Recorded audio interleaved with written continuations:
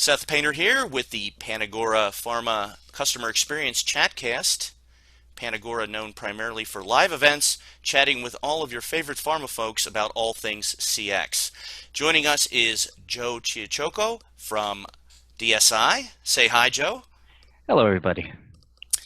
Joe, can you tell us a little bit about what you do? Yes, thank you, Seth.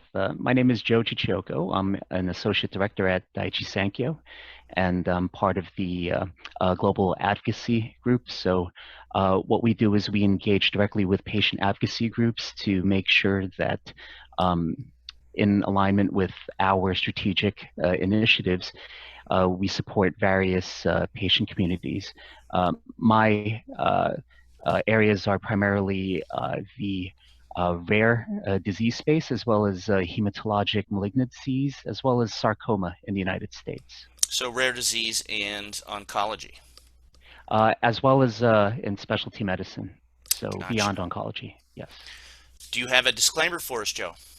I do. None of this reflects at all, on Daiichi Sankyo. All opinions are my own. Okay, great. We'll jump right into it. In a broad sense, Joe, what does customer experience mean to you? To me, it means like everything that a patient or a customer can experience when approaching or looking for information, approaching, different resources. They could be online. It could be that first call into a contact center. It encompasses that very first impression that they have to when they're able to finally get resolution on whatever they're looking for, whether it be an answer to a question or information on a new diagnosis. So, first impressions are important. Yes, absolutely. So, how does that layer on to what you're currently working with, or maybe some of the positions that you held in the past? Specifically, tactically, how do we take that customer experience philosophy and make it happen? Well, it's, I think that when a customer is looking for information, in this case, patients, who are newly diagnosed, they're looking for answers, they're looking for more information on their disease states. Anything that a company like Daiichi Sankyo can do to help guide them and, provide them the tools that they need in order to have a more, uh, short and, patient journey is great for everybody. Um, what we noticed and what we realize in the industry is that the patient journey, it's not linear. It goes all over the place, and what we want to do is make sure that journey is smoothened out. That patients who may normally take 5 years to reach a correct diagnosis and reach a center of excellence for the right treatment, that they don't spend 5 years, that that we dramatically reduce the amount of time that they're able to get the information, resources, and treatment that they need. So, it's not a straight line. Somebody had once described it as a big lump of spaghetti in terms of the patient journey. Tell us a It little bit is. about your background and how that helps inform that nonlinear patient experience. Well, as a registered nurse on the floor, I worked on a telemetry unit, so it was very fast paced. And when I did have, the opportunity to actually speak with patients and provide them the education that they needed upon discharge, a lot of that information, consisted of maybe, 5, 10 minutes of sitting down with them and handing them, some paperwork and saying, these are the things that you need to do. These are your medications, some symptoms or, potential side effects to look out for. And good luck. Hopefully you don't come back anytime soon. Right. So, what does a patient do at that point, when they have additional questions, aside from, um, like coming fresh from, their experience, wanting to come home, being excited. I mean, there are questions that come up when they're no longer, when the staff is no longer at their disposal.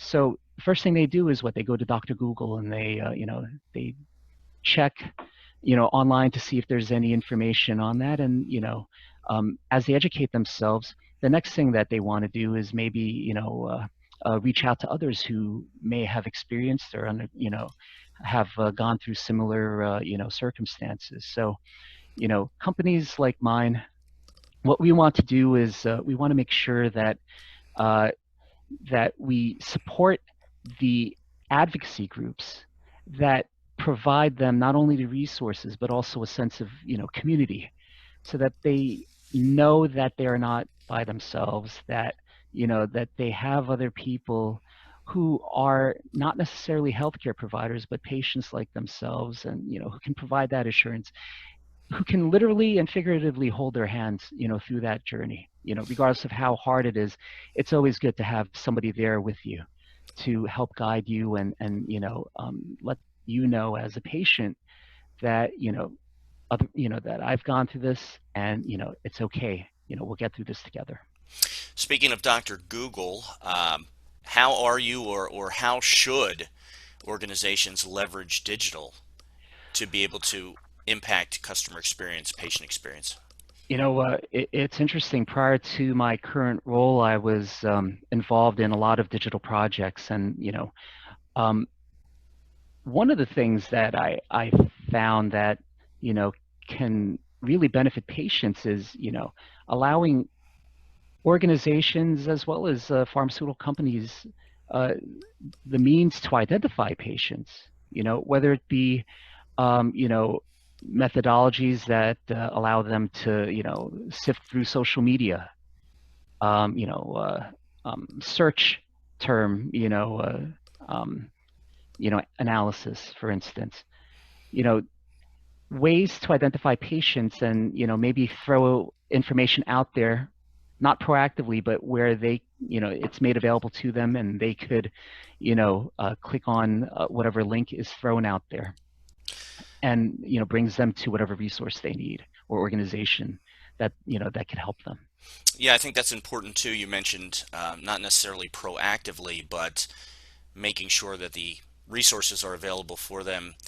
Nobody wants to get an email saying, "Hey, you have sarcoma," and not only is that a little bit creepy, but then I think that again defeats the purpose of the emotional and the the mental well-being of the patient as well. It's absolutely creepy. So I mean, it's good to make sure that at least the information is provided in a way that doesn't that is altruistic, that is meant strictly for their benefit, not for the benefit of the company. Do you think um, that an advocacy groups are better suited to create that experience, that bond, that environment for the patient than a corporation? Absolutely. And it's a known fact that patients overall do not trust the pharmaceutical industry. So, but they would rather trust other patients as well as healthcare providers, like their doctors, for instance. So, what better way for an organization like a pharmaceutical company to help patients than to help those who are helping the patients, and who are more likely patients themselves. So that's why we take that approach within my company itself. Certainly makes sense. In terms of CX, it's been a buzzword for the last 6, 7, 8, 9, 10 years. It's always been there. It's always been important, but we're only really starting to get a handle on the importance of it over the last few years. What's next for customer experience? Where are we? Where do we need to go? In your opinion, are we doing anything right? Where can we improve? So that's a great question, Seth. I think that going forward, what we need to do is provide the tools to not only patients but also healthcare providers, educational tools, resources, make them available online 24 hours a day, 7 days a week. Things like chatbots, for instance, if done well, can do wonders, for patients, and help shorten that patient journey and allowing them to obtain the information that they need. However, if done incorrectly, patients may be turned off to the whole, notion of utilizing that particular platform. So, you know, um, identifying patients, making sure that they get the information that they need. Doctors also providing doctors and healthcare providers information using digital channels is also something that we need to do better at. I know that um, smart speaker devices would be great, especially for healthcare providers.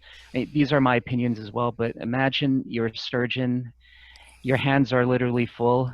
You could Yeah. turn to Amazon and ask questions and maybe pull up uh, an audio version of the patient's electronic medical record for quick reference. So these are things that we could look forward to hopefully in the Uh, next 10 years or Sounds very so. Star Trek, but I mean, the future is now, so I think we're going to see those things coming through.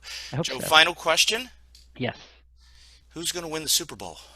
I have no idea. I've been following European soccer for a long time now, and the most one of the most fondest memories that I've had, that deals with the NFL is, back in '85.